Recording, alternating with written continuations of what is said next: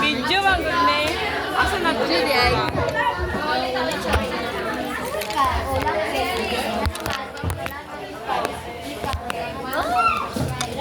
Ay, ambot, oy.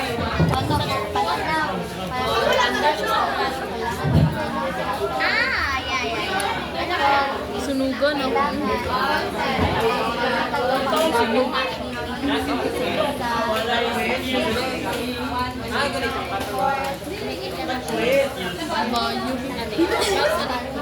Isa kayo mo rocket, guys? Kaya Anika, di ba nila nabili niya? Basta mga plato. Ay, gibili ko man ni Precious yung bag di ay. Hi, Glendila. Glendila. Ari ka, Glendila. Usay mo message kay Glendila. Ako message sa iya ha. Mato, thank you. Piling na akong makaila ka ano. Hilap pagid siya. Malait, hilap. Miss ko na siya. Miss mo na ba siya?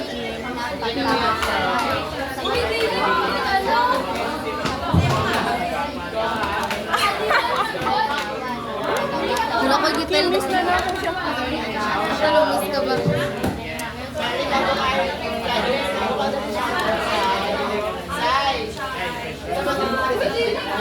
Naglindi no, di naman ako camera no.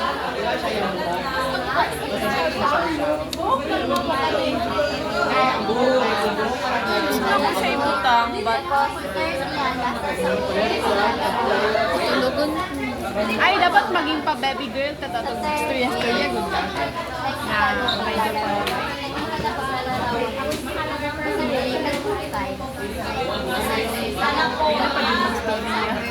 Sino pa baby girl? Tapos karoon, sana ano? Nga, malita na to itong isa diyan sa face.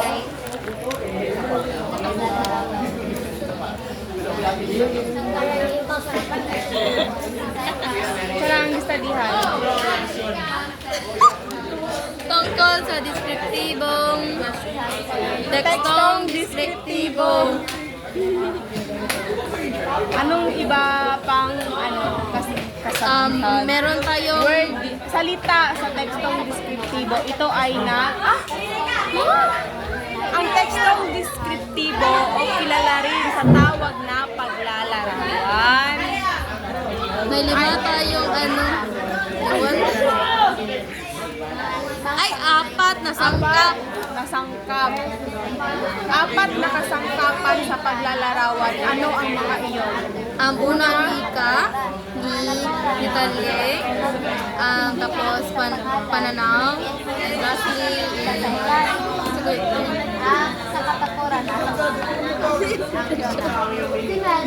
impression.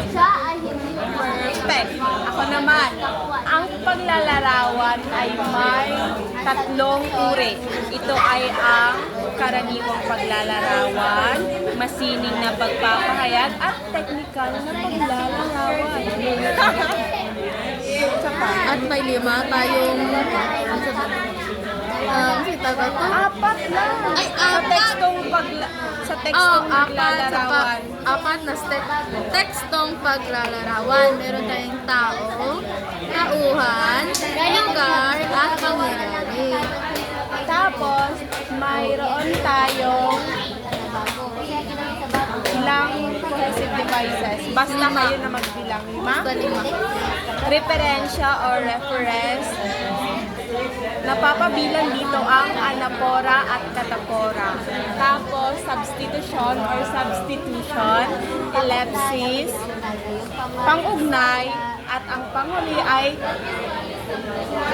kohesyong leksikal. At napapabilang dito ang reiterasyon at kolokasyon. Kolokasyon? Tapos, sa tekstong deskriptibo o paglalarawan, pwede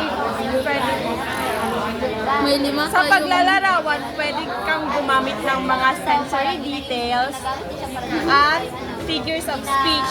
Sa figures of speech ay metaphor at simile. Tapos, sa Sa factual details ay lugar, pangalan, at date? Date? Taon. Taon? At yun lamang para sa diskusyon natin ngayong hapon. Ay, petsa. Date gani kasama ko. Putsa nga ni date. Meron ka pa bang idadagdag sa iyong natutunan?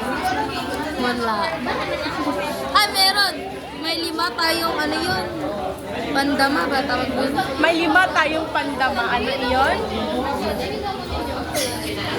Pang-amoy. Pandinig. Panglasa. Isa pantingin.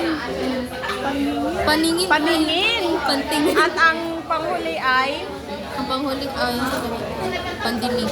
panalat. Panalat or panalat? Sense of touch, I think. Hawak yan. Touch. Panalat. And what else? Yun lamang ang aming... Yun lamang. May 3 kahalagahan ang paglalarawan. Ngunit hindi namin yun kayang i-memorize sapagkat... Masyadong mataas. Yeah. Hindi namin alam Basta kung ang kakayanin pa namin. tekstong deskriptibo ay maaaring maging objektibo o subjektibo. Tapos, hindi ko na alam ang sasabihin nyo. Bakit lang. Yun na lang ang aming natutunan.